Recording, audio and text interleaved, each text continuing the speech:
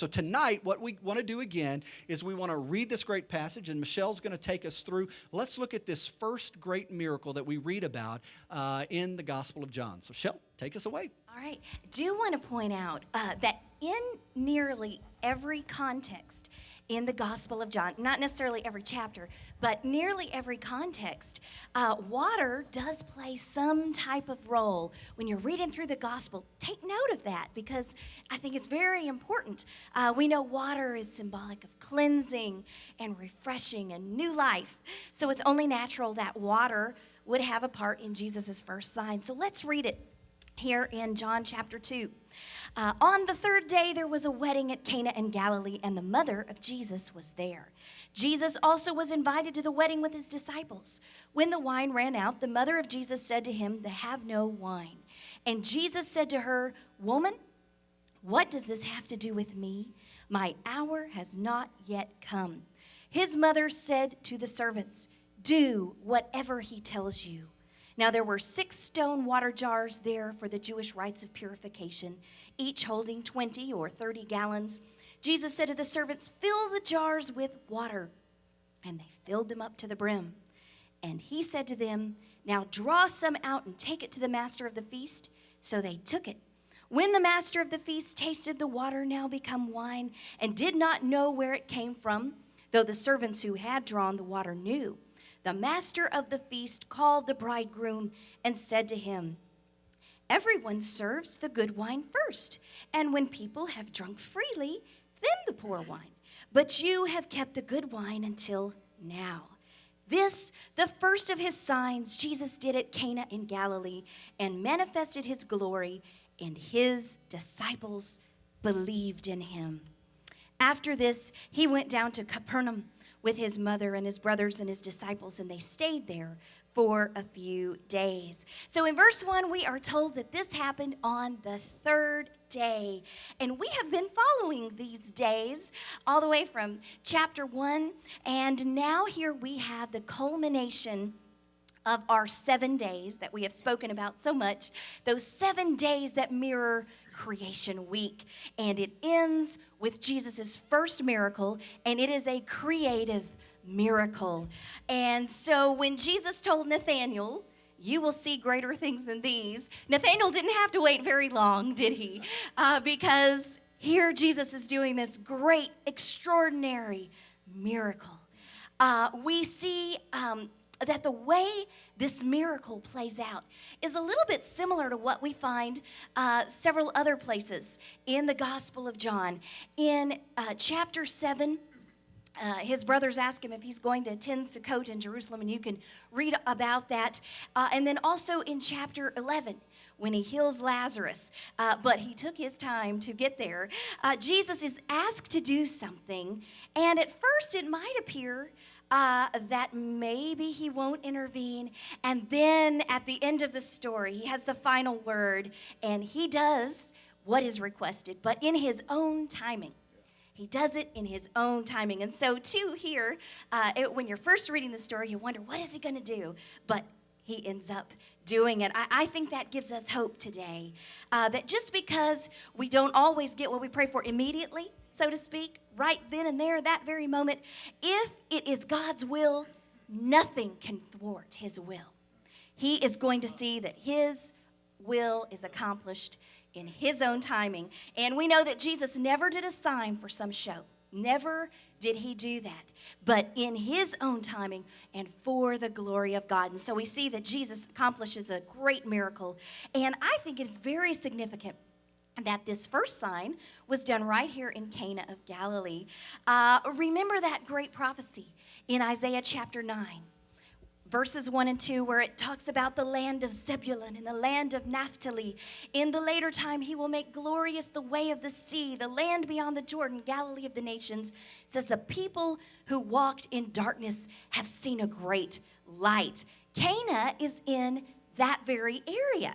And so they are seeing this prophesied light shine and arise in their very midst. They witnessed this first sign of Jesus. So very significant that it happened right there in Cana, as was promised so long ago. For the first time in the Gospel of John, the mother of Jesus is mentioned. We know her name is Mary, yet in this gospel, she's never called by her name. Certainly the author knows her name because it is to the author of this gospel that Jesus entrusts his mother to there on the cross. But as the author of this gospel keeps his name from being mentioned, so too he leaves Mary's name out here. But it's very clear from church tradition that Mary was a well-known figure to the original audience of this gospel. So she is mentioned as being there, and we see that Jesus and his disciples are also invited to this wedding. And we have ancient Jewish sources that will tell us that wedding feasts could last 7 days, possibly 14 days, some of them. It was a very festive occasion back then, as it is today, where sometimes the whole village was invited to celebrate a wedding of a couple. And we know that eternity is described in wedding language for we as believers. We all look forward to the marriage supper of the Lamb, that great end times messianic banquet, we might say. John the Baptist will call Jesus the bridegroom, and the church is the bride of Christ. So weddings are a joyful occasion, even likened to our eternity with God. So it's a joyous occasion, time of great happiness, as we all know. We see in verse 3 that Jesus is presented with the problem, and it's a societal problem, we might say. This is not a matter of life and death, is it? It's not something that life is going to stop if he doesn't intervene, but in that society, it's a society of great honor and great shame, even still today. And this would have been a major blunder and would have brought a lot of distress and dishonor to the bride and groom and to the parents who were hosting. So Mary knows this, and Mary feels compassion that no shame be brought in this setting. And so she brings this to Jesus' attention. And at this point in his life, he hadn't performed any miracles yet. So what was she expecting him to do at this point?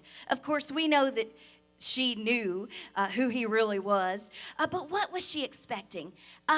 She knew that he could do something to make it better, didn't she? Was she expecting a miracle? Was she expecting something? She just knew Jesus could intervene. And I think that that is worth remembering even in our day-to-day lives. When we don't know what to do, we know we cannot go wrong if we just turn to Jesus and let him handle it. And that's what Mary does here. She goes to the one person that she trusts and knows will make it right. In verse 4, we see that Jesus says, "Woman, what have you to do with me? My hour has not yet come." Jesus calls her woman. This is not a derogatory term. Some people look at this and might think, oh, he's being disrespectful, but that's not what's going on here. It might not be the most affectionate term, but it's not a derogatory term. We see Jesus using this when he's speaking with women several times in the gospel. The woman at the well, also when Mary is there at the foot of the cross, he calls her this again. When he sees Mary Magdalene there after his resurrection, he calls her woman. So he's not being disrespectful. But if we look at the text and we look at our Genesis imagery, so to speak, I believe there's more than meets the eye when we look at this passage. We've been talking about Genesis and the great parallels here in John's gospel, especially at the beginning of the gospel, to the Genesis account. We know after the fall of Adam and Eve, when sin was introduced, God made a way of redemption, didn't he? In Genesis 3:15, God makes a promise, and he says, I will put enmity between you, referring to Satan, and the woman, between your offspring and hers. He will strike your head, and you will strike his heel. Who is going to have enmity with Satan? The seed of the woman. Jesus is the ultimate seed of the woman.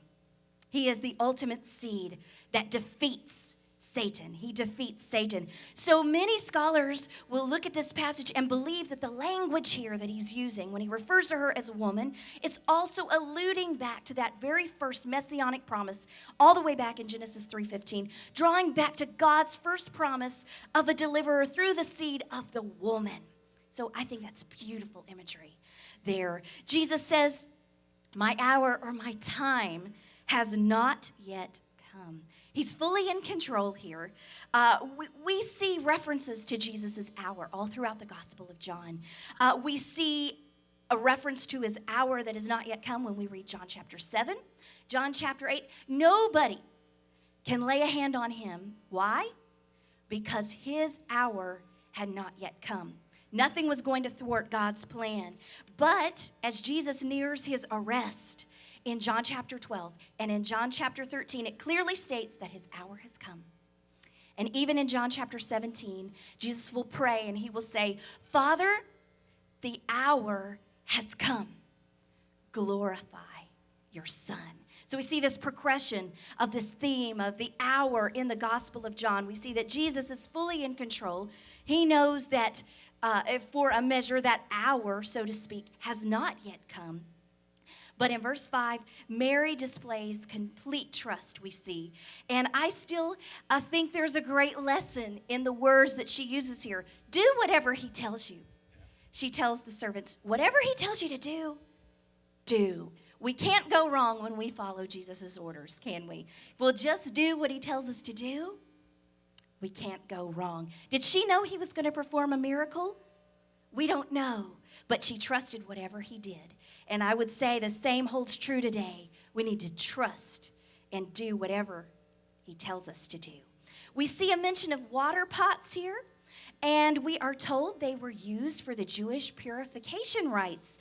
And the common thought is that these held the water that would be put in a mikveh. Now, we talked about a mikveh last week or the week before about the waters of baptism, those purification pools before people would go into the temple and worship.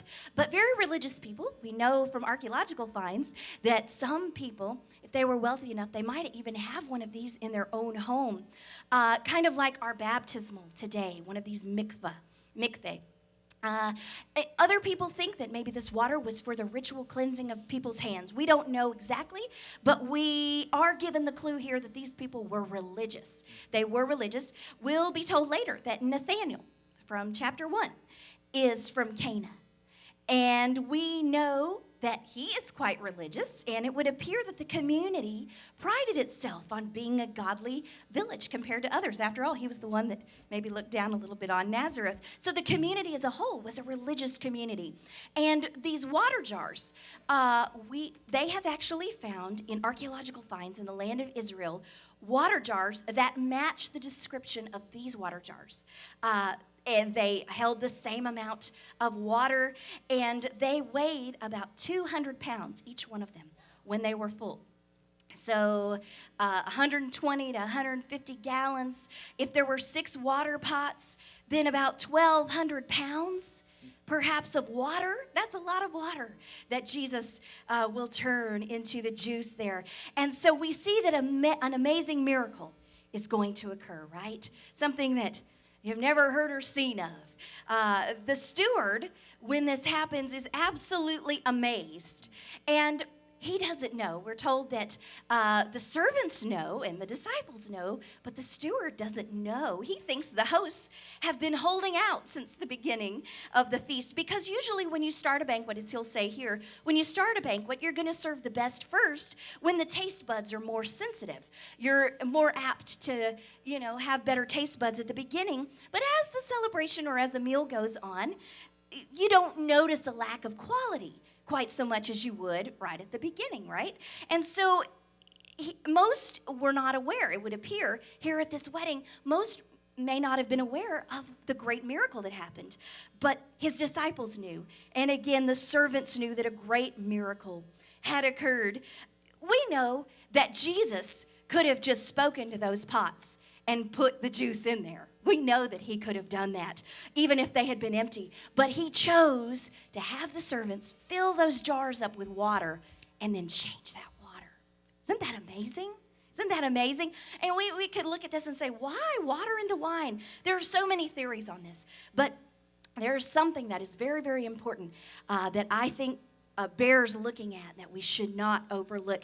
We have spoken about Jesus' role as this prophet like Moses, as Daniel just spoke about, and as we've talked about in the past. Jesus is the prophet like Moses, this great prophet who delivered the word of the Lord and did great signs and wonders and delivered God's people.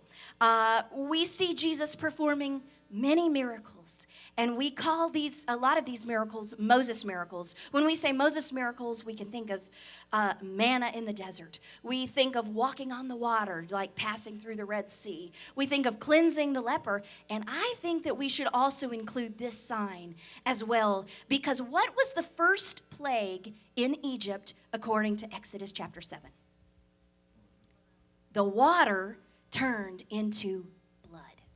The water turned into blood. And I believe that this sign of the water into wine mirrors that of the first plague of water into blood. The plague was a negative thing and brought judgment. But this sign is a very positive thing and brought a lot of joy. We don't have time to read the entire story of the first plague or the Exodus or go into every parallel or contrast between these first signs.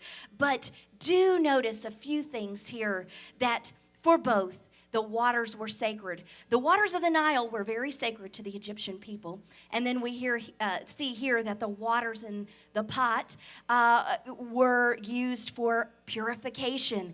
And so sacred water, we see that the word of the Lord comes to the servants in both of these. We see that the senses are affected. When the Egyptian waters turned into blood, we're told that it stunk. It was terrible. But here, Jesus' water tastes really good, they would say. And so there's lots of comparisons there. You can go and look it up later. There's so many good things there. But also both are going to be followed very shortly in time by the Passover. The Passover comes on the heels of both of these things, the plague and the miracle here. So there's a lot more parables, but those are the main ones. And also when we think of the phraseology of wine, it is this drink that comes from the grape. The drink that comes from the grape.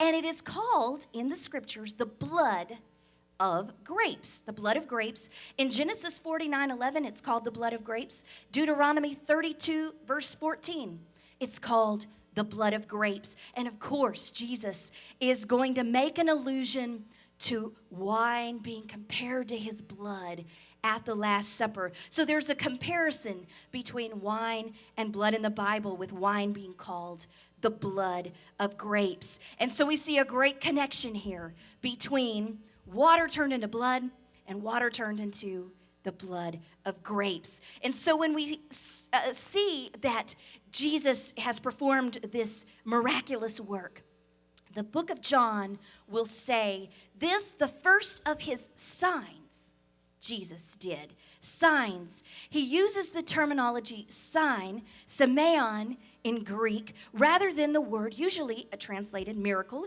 dunamis. He uses the term sign. And that makes us think, when we read that, about the signs and the wonders that the Lord performed through Moses to the Egyptians and to the people of Israel. Remember, we're told about the signs and the wonders. And so that language is employed here in the Gospel of John, Jesus' signs. And this word, semeia, for sign, it points even beyond the miracle itself to the nature of the miracle worker. The nature of the miracle worker is highlighted in this term. And so we're repeatedly told in this gospel that these signs are intended to cause people to believe in Jesus. Exodus chapter 7, verse 5 will tell us the reasons for the signs of all of those plagues. And it is because God says, Exodus 7:5, the Egyptians shall know that I am the Lord when I stretch forth my hand upon Egypt. The Egyptians will know that I am the Lord. That sounds just like the purpose of John's gospel, doesn't it? Doesn't it? That you may believe in Jesus and have life in his name. That you may believe and have life in his name. What does verse 11 say here? Jesus manifested his glory and his disciples believed on him. So we've got that come and see, they believe. The prophet Moses has turned the water into blood, but the prophet, like Moses, turns the water into the blood of grapes. No mere man has that kind of power, do they? No mere man. So we see the power of God and his glory, and that should make us believe in Jesus. And so Jesus does this first of his signs. We'll see many other signs throughout the gospel, but he displays his glory. He manifests his glory through this sign, and people believe in him. All right. Well, Shell, why don't you kick us back off with John chapter 2, verse number 13. Right. It says, the Passover of the Jews was at hand, and Jesus went up to Jerusalem. In the temple, he found those who were selling oxen and sheep and pigeons and the money changers at their business. And making a whip out of cords, he drove them all with the sheep and oxen out of the temple. And he poured out the coins of the money changers and overturned their tables. And he told those who sold pigeons, take these things away. You shall not make my Father's house a house of trade. His disciples remembered that it was written, zeal for thy house will consume me. The Jews then said to him, what sign have you to show us for doing this? Jesus answered them, destroy this temple, and in 3 days I will raise it up. The Jews then said, it has taken 46 years to build this temple, and will you raise it up in 3 days? But he spoke of the temple of his body. When therefore he was raised from the dead, his disciples remembered that he had said this, and they believed the scripture and the word which Jesus had spoken. This is an amazing passage. I always try to get a visual of Jesus going into the temple and doing what it says he did here and driving out those that were selling and buying and the money changers. And it just is it's so in my mind when I see this, and it's an amazing picture to think that we know all of the things that Jesus did, his miracles and his teachings, but this is one of those events that just makes us gasp and makes us stop and really think about what is he saying here to these people. When we read this passage, it makes us think of another one that we have continually referred to in this series so far, that great prophecy of Malachi, back in chapter 3, where it promises, I will send my messenger, the Lord whom you seek, will come suddenly to his temple. The messenger of the covenant whom you desire, where it talks about the messenger of the covenant coming to the temple. So Jesus is fulfilling that passage, that prophecy, by coming suddenly, as it were, to his temple. Jesus calls the temple my Father's house, short for house of the Lord. And we see Jesus continually referring to God as his Father, which, as we've seen, makes a lot of religious people uncomfortable. And we see that he's coming to his house, and the temple was referred to as the house. But we also remember the prophet Haggai. Haggai in chapter 2, verse 9, prophesies, the latter glory or splendor of this house shall be greater than the former, says the Lord of hosts.